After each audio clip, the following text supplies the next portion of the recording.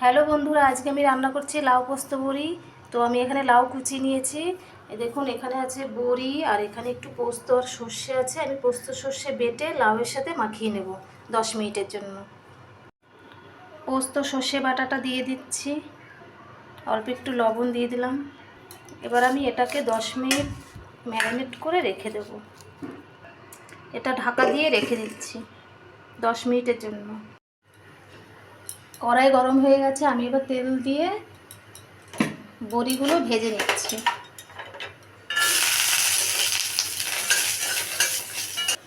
বড়িগুলো এবার আমি তুলে নিচ্ছি।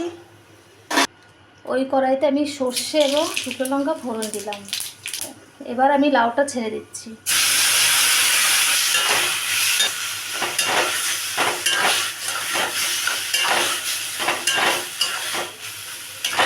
বন্ধুরা, আমি আগে লাউয়ে লবণ দিয়ে মাখিয়ে রেখেছিলাম, তাই এখন আমি শুধু হলুদ দিয়ে দিচ্ছি।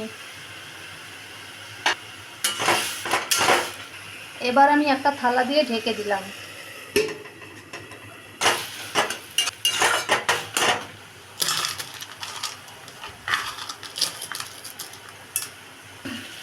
এবার আমি বড়িগুলো দিয়ে দিলাম, নাড়াচাড়া করছি। স্বাদের জন্য একটু চিনি দিয়ে দিচ্ছি। এবার সবার লাস্টে আমি ধনেপাতা ছড়িয়ে দিচ্ছি।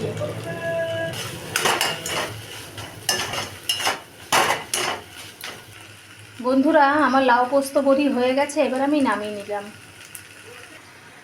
লাউ পোস্ত বড়ি হয়ে গেছে।